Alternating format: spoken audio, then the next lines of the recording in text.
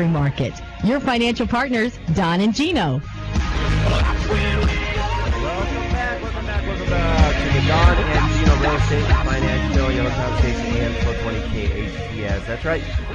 Your go-to source every Thursday, 12 p.m. to 2 p.m., sharing with you what you need to know, want to know, and should know about real estate and finance. And we've been able to do that now for over 3.5 years. In fact, we'd love you to go to our website at donandgino.com. You can click on the Listen Chat Live button and actually enter the Vault Media Studios right here at Cherry Creek Mortgage.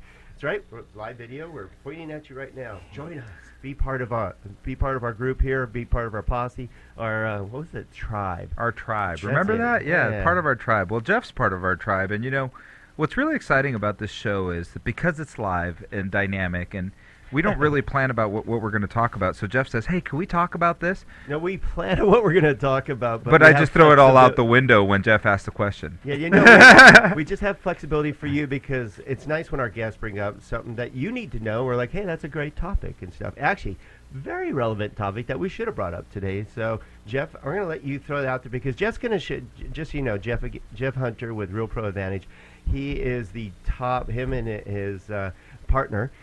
Amy, in many ways, are the best short sale negotiators in town, bar none. They assist real estate agents and you and me with, distressed properties, basically. And Jeff has been on our show 5-6 times now, sharing what's happening today, and it's always relevant topics. He's going to share what's going on in the real estate or the short sale market today, because it's still happening, right, Jeff? It's still happening. Okay. Correct. Yeah. But you had a great question that I think all of you want to know or should know. I guarantee you probably don't know about this, and it's going to affect a lot of you out there, unfortunately.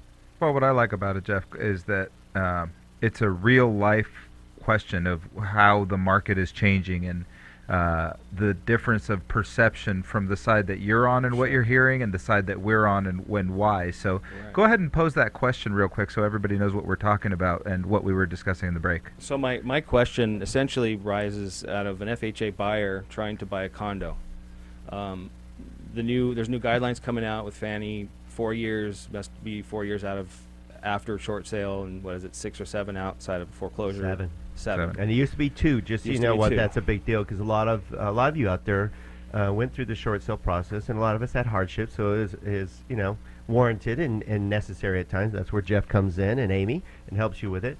So the goal was, obviously, in 2 years is to basically be able to get back into that market. But let me clarify how the guideline changed, because everybody's going to look at this guideline and say it's negative, right?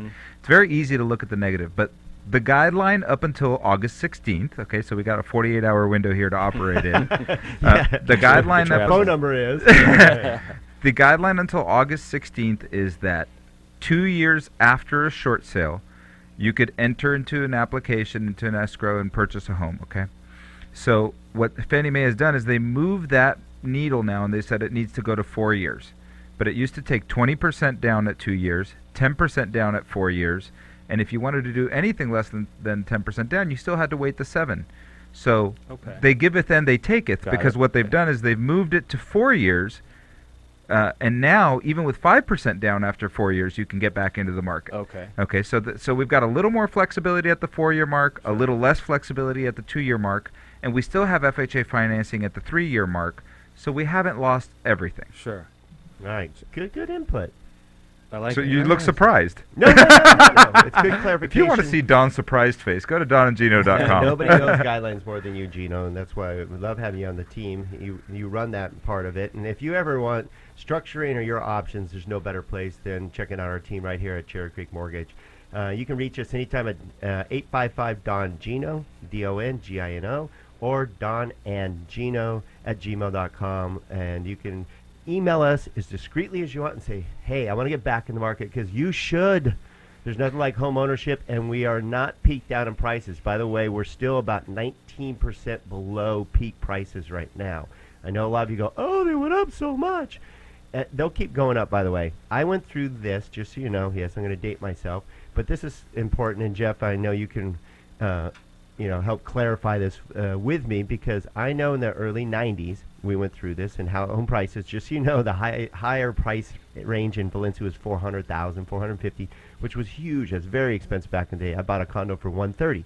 The market tanked, similar to what we just went through, and those home prices went down to 200. 250 for the home, so basically in half. And everybody said they'll never get up to the 450 range.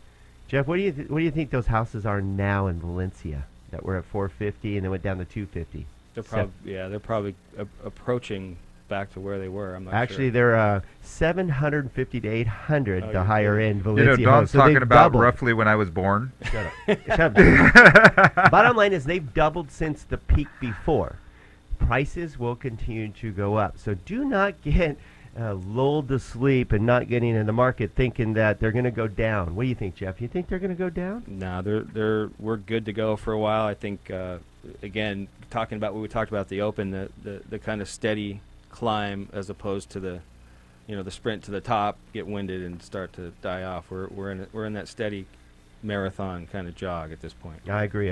And Gino, you want to clarify one more time for all of you out there, because this is important. There's a guideline changing literally as of really tomorrow, the 16th, by Fannie Mae. And a lot of you that were thinking that you're going to get out of mortgage insurance by going from a FHA loan to a conventional loan, you have a day. Yeah, you have a day. Now, let's clarify that, Don, because here at Cherry Creek Mortgage, we are masters of structuring. So if you were planning on refinancing out of your FHA mortgage into a conventional mortgage, and let's say your 2-year anniversary is not until September or October, so you think you missed out, give us a call, 855-DON-GINO. We've got this pretty well dialed in. We think we've got a solution for you. And if you look on your mortgage statement, you're going, what is mortgage insurance? If you got an FHA loan, look on your mortgage statement, you're going to see a number that's probably between $150 to $600 a month that potentially could be eliminated. Yeah, it could be eliminated. So give us a ring at that. And then I want to circle back to what Jeff was asking about, because where we started with all this was FHA buyers and condos. Correct. So it's very challenging for an FHA buyer to buy in a condo complex. And it seems to me that everybody wants to blame the FHA, everybody wants to blame regulators, everybody wants to blame loan officers. Just yesterday, Don Tasinovich, one of our team members, got on the phone and called a management company and says, listen, this complex would be worth so much more, and each one of your condos would sell for so much more if you were FHA approved. And the answer from the management company was, the board members don't want to make the commitment to have the reserves that are required by FHA to get approved. So if you own a condominium complex, you owe it to yourself to go to the next board meeting and tell the rest of the board that they are affecting the value of the entire complex by not committing to the reserves needed to have their place be FHA approved. And guess what? They're minimum reserves, guys. Your place needs to have those reserves in case something goes wrong with the condo complex anyway. So a little bit of accountability goes a long way. So, I'm sorry. Go for it. The thought process out there, by the way, is that they don't want to lend, or they don't want to allow an FHA buyer into their complex because the FHA buyer's got to stick.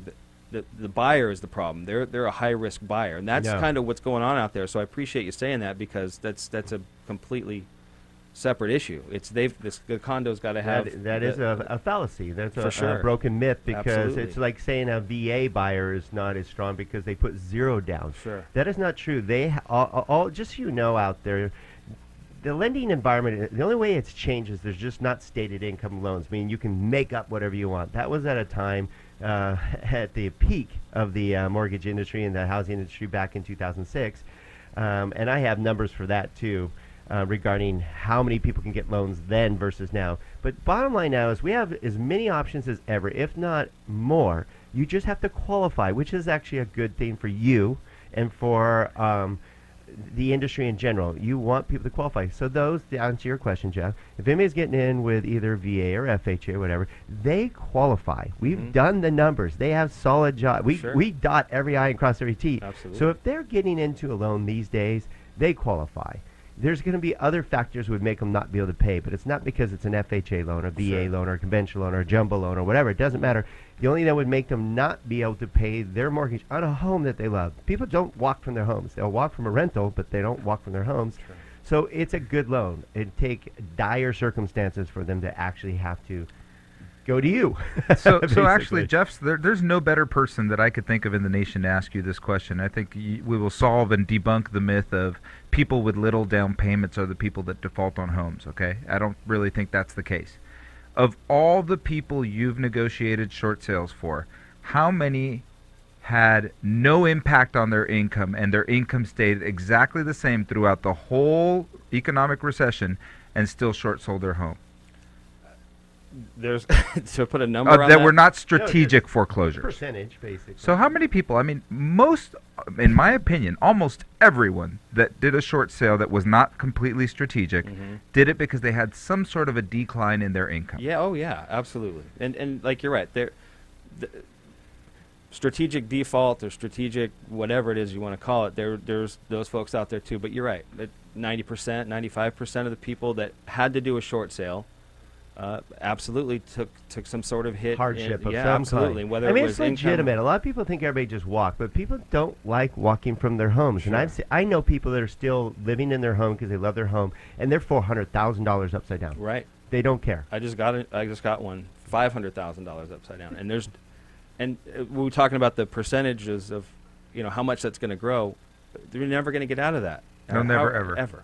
Yeah, there's certain that, like mine, I'm still upside down a little bit, but not a ton. I mean, I have some light at the end of the tunnel. I hope it's not a train.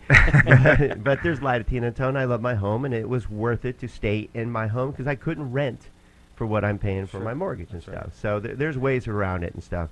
So, again, we're here with Jeff Hunter with Real Pro Advantage, the guru of short sale negotiations, bar none. He has worked on well over 1,000 negotiations now, for sure, right? Easily, yeah, on this side of it, for sure. Yeah. On the other side, it was. So Jeff's going to give us a little enlightenment where we're at with the short sale market and more great information about your real estate community right here on the Don and Gino Real Estate and Finance Show on your hometown station, AM 1220.